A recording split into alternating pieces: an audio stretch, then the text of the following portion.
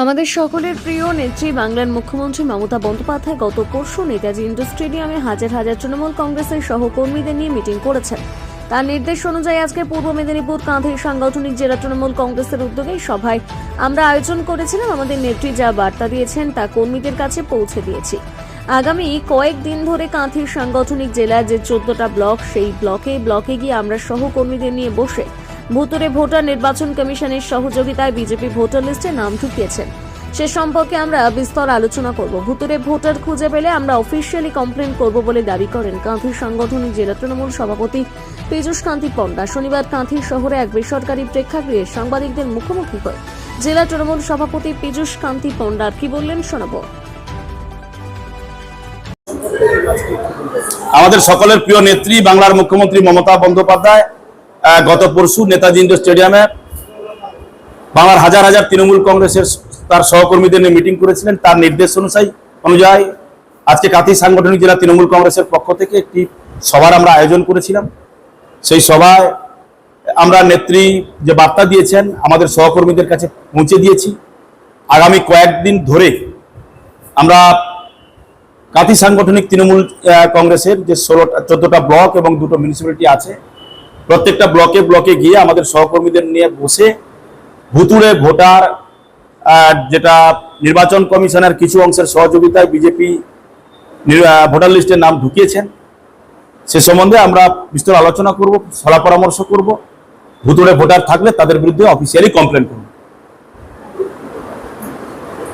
বিভিন্ন ব্লকে এই যে দীর্ঘদিন ধরে ভুতুড়ে ভোটার নিয়ে আজকে অভিযোগ হচ্ছে, কিন্তু এত নির্বাচন কেটেছে, তখন কেন এই ভুতুড়ে ভোটার নিয়ে কারা আমাদের কাছে ধরা পড়েছে বলেই আমরা ভুতুড়ে ভোটারদের নিয়ে আলোচনা শুরু করেছি, সলা পরামর্শ শুরু করেছি। দিল্লি বিধানসভা নির্বাচনে 4 লক্ষ প্রায় ভুতুড়ে ভোটার এসে পৌঁছলো। একটি রাজনৈতিক দল যে ভালো কাজ করছিল তাকে পলিসি করে হারিয়ে দেওয়া হলো, চিটিং করে হারিয়ে দেওয়া হলো।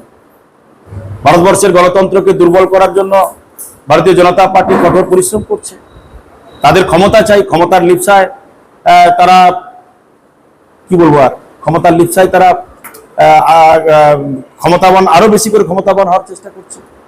তাহলে কি এটা মনে করেন যে আপনাদের যারা জনপ্রতিনিধি অন্তত গ্রাসরুট লেভেলে এলাকার যা পাড়ার নেতৃত্ব দেন বা ব্লকের নেতৃত্ব দেন, বুথের নেতৃত্ব দেন, তাদের কাছে কি এই পরিসংখ্যানটা এতদিন ছিল না, যে কারণে আজকে স্বয়ং নেত্রীকে এই বিষয়টা নিয়ে তদারকি করতে হলো? নিশ্চিত রূপে তাদের কাছে এই পরিসংখ্যানটা ছিল না।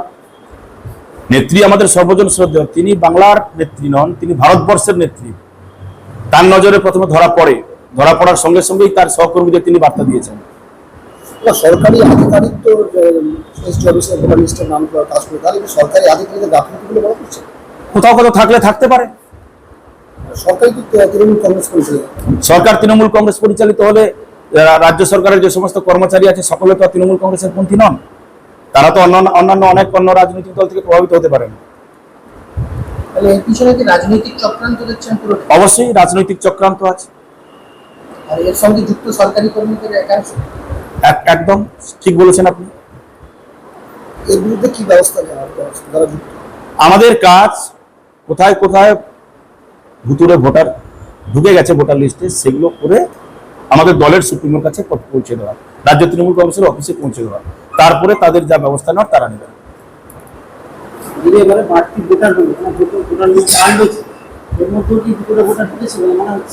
কি বলছেন আরেকবার বলুন। আমরা আজকেই জেলা তৃণমূল কংগ্রেসের পক্ষ থেকে আপনারা লক্ষ্য করলেন প্রত্যেকটা ব্লকের প্রেসিডেন্টের হাতে ভোটার লিস্ট তুলে দিয়েছি। তারা দেখবেন যেখানে যেখানে সমস্যা হবে সেখানে আমাদের কাছে বলা হবে।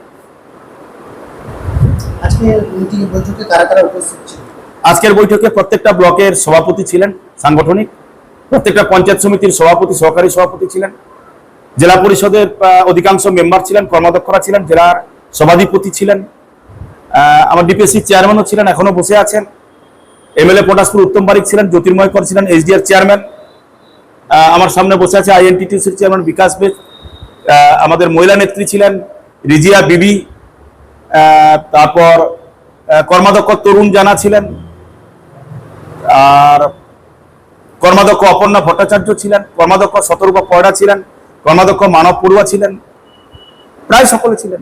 রাজ্যের প্রাক্তন মন্ত্রী অখিল গিরিকে কি এই বৈঠকে বৈঠকের সমস্ত স্তরের সমস্ত নেতৃত্বকে আমন্ত্রণ জানানো হয়েছে। তিনি বলেছিলেন আমার একটা কাজ আছে, যেতে পারবো না। আর মাননীয় তরুণ মাইতি আজকে কন্টাই কোঅপারেটিভ ব্যাংকের ভোট আছে, তিনি তার সমস্ত ব্লক প্রেসিডেন্টদের পাঠিয়ে দিয়েছিলেন, পঞ্চায়েত সমিতির সভাপতিও এসে পৌঁছেছিলেন, সেই কারণে তিনি আসতে পারেননি, বাকি সকলে উপস্থিত ছিলেন।